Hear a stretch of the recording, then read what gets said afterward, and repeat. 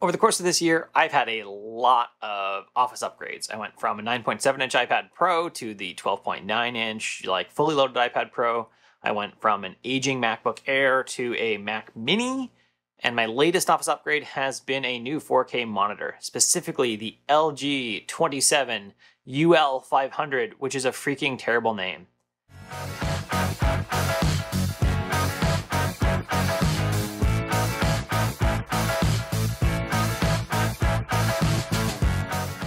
Now, the first question you might ask is, why would you upgrade your monitor? I had an old Dell 24-inch Ultra Sharp, perfectly fine, perfectly serviceable, nothing actually wrong with it at all. But as I'm doing more YouTube video, more 4K content, want the 90D that I have right now, I wanted to be able to see the quality I'm getting. And that's actually one thing I want to say right off the bat. It is stellar. Like, looking at images, I'm actually going to sites now and going, your images are blurry, actually. That's not good. Like, we got to improve this, people. Even looking at these videos coming out of my iPad using LumaFusion, which does support a second screen really well, I'm quite happy with the content. It's sharp. It was sharp on my Dell, but plugging this in like an hour later after and looking at it, it's just so much nicer. The LG 27UL500 supports 3 different inputs, actually. It has 2 HDMI inputs and it has 1 DisplayPort input as far as your monitor input goes. All of them actually carry audio as well, which is good and a little bit bad, actually. It's a little bit bad because when I'm trying to edit videos with LumaFusion, I lose the iPad speakers, which is often how I had done it before, because it wants to send audio over to the monitor and it wants to come out the ridiculous headphone jack on the back, which I don't even have headphones that would go into it. I literally don't think I have any wired headphones. So what I end up doing lately is using my Powerbeat Pros and using those to actually listen to the audio as I am editing my videos. For music, I literally just send my audio off to my Sonos speaker, which is just at a frame on my whatever side that is. And I listen to my music that way, which is great. But it's annoying to lose the iPad speakers.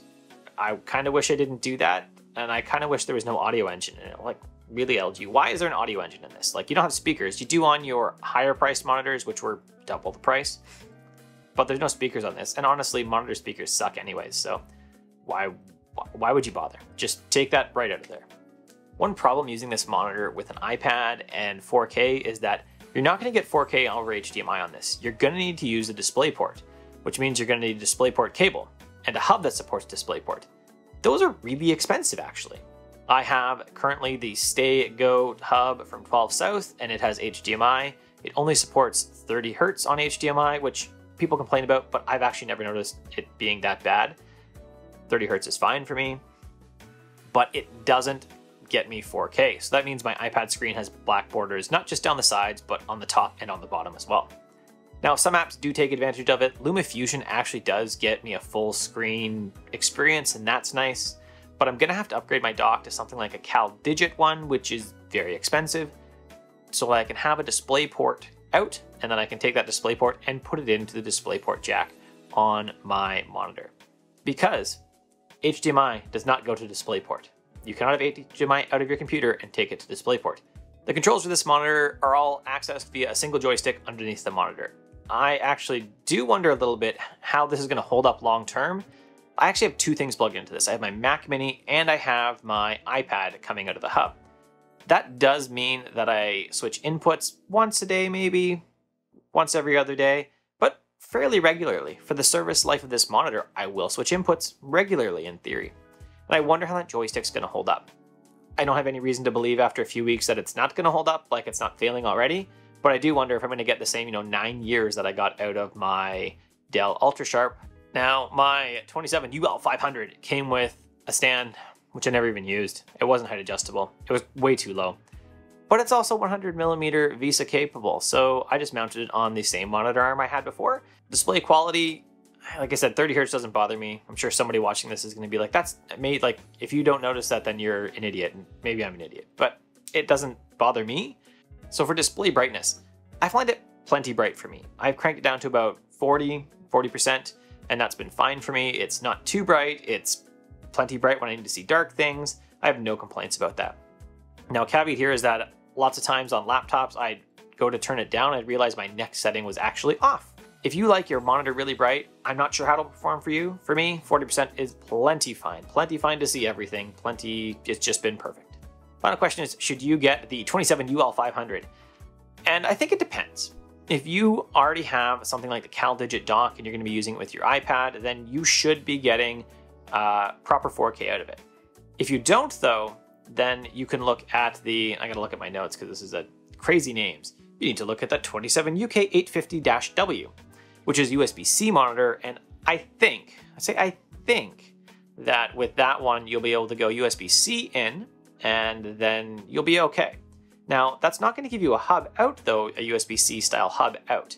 So you may even have to go up to like the Apple version of the LG Ultra Sharp thing that's like $900. And then you can go USB-C in and USB-C out and have a hub that's easily accessible for you.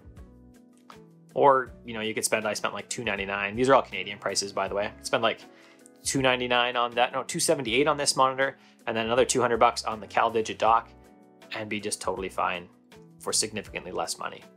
And then have the CalDigit dock for the future too, with, you know, SD and everything else, SD cards and front-facing USB-C ports. So that's the route I'm gonna go once I get a CalDigit dock. For me, ultimately, I don't regret my purchase. I'm happy with the 4K monitor. I'll get the CalDigit dock that I need. Maybe one from Pluggable will work as well, but the CalDigit one seems to have the features that I want. If you're on macOS only, if you're just looking for a good 4K monitor, the LG 27UL500 has been great. It'll be a great monitor for macOS. It'll support your full 4K resolution. You should have no complaints about it. Thanks for watching.